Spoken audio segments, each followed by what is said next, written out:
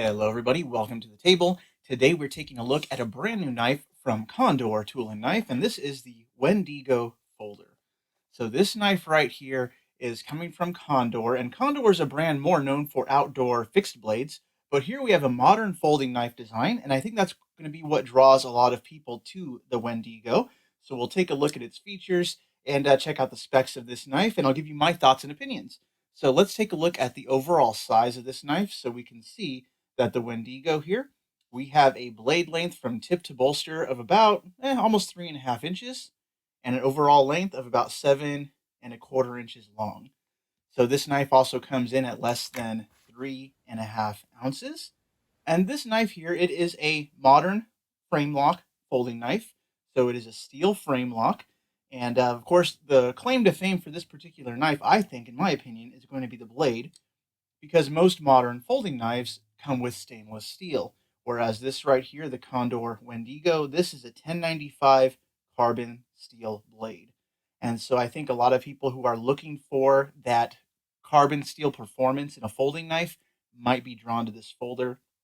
And so that's one of the things that drew me to it as well, just because it's so unique in the knife world. So of course we have this blade right here. It's Scandi ground blade, and you can see the grind lines on there, dual thumb studs, and it's like almost kind of like a clip point shape. And the handles here, these are paper micarta, so it's a black, smooth micarta. Feels nice in hand. There's no grip or anything, but it looks good. A little bit different from the usual G10 we see on a lot of folders. And of course, the stainless or the steel frame lock, you can see the lockup right here. Check that out. Lockup is fine. We have a one position pocket clip, so we can see it. It's going to be tip up, right hand side carry, so not reversible at all. I will say that the pocket clip doesn't have a whole lot of tension. You can see it's kind of tinny there, but if you have thick pants, they'll carry just fine, no problem. But this knife right here, again, I want to say this knife it retails for about $100. $100 for this knife. And I'm thinking, this is a knife that's made in El Salvador, so handcrafted in El Salvador by people who care. By people who care. When the lie detector test determined that was a lie. Because we're paying $100 for this knife. What are we getting here? But this knife here, unfortunately, it has a lot of problems. So let's start with the problems with the Wendigo folder. So first thing out of the box, I will say all of the screws on this knife, they are T8 Torx bit screws. And so it turned out that every single screw on the handle had to be tightened. And so I was able to do that without any difficulty, just get the T8 in there and just snug everything down. So that was kind of an issue, maybe something with assembly, maybe just shipping from here to there, things got shaken loose. But I discovered problem number one there. So this particular screw, I will say, this is a screw that does not seat. You can see it just spins endlessly, forward, backward. It never snugs down, it never tightens.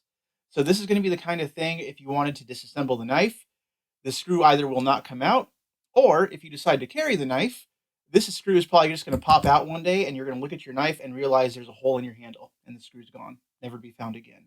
So whichever one of those is your worst case scenario is probably going to be what happens with this knife here. So yeah, downside number one. Okay.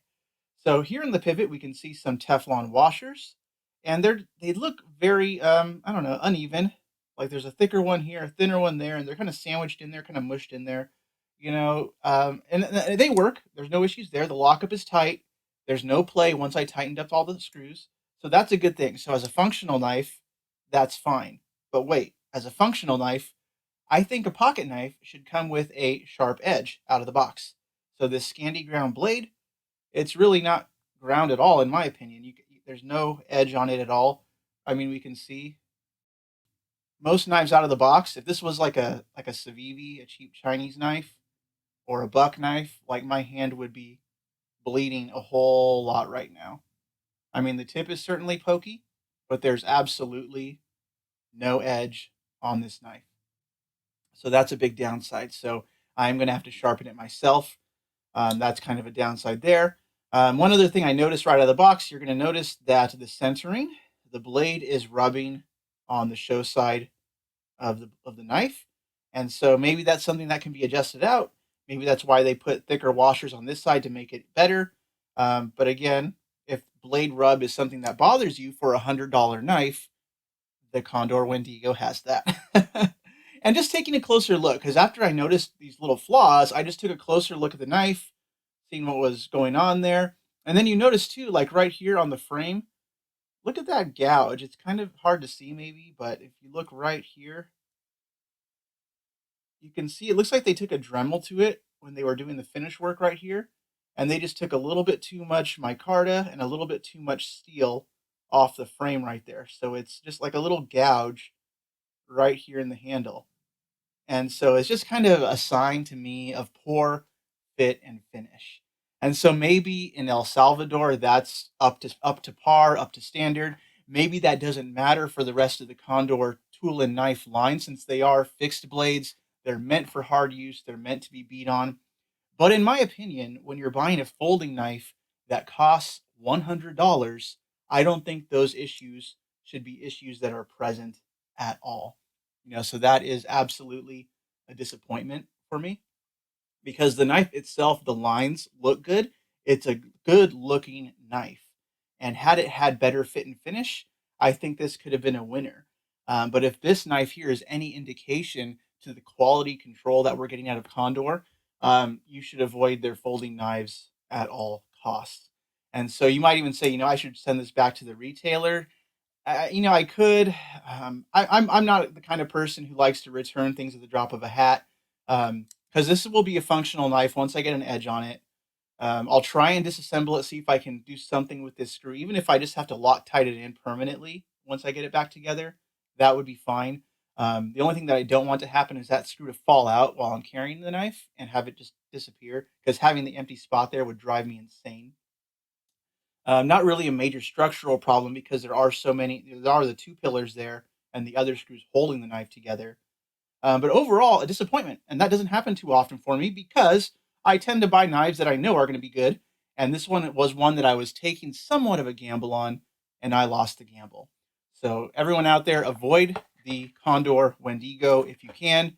Or if you got one and it's amazing, please do share in the comments below. I'd love to hear your thoughts on this knife. I hate to be a downer, I hate to make negative videos, but I call it as I see it.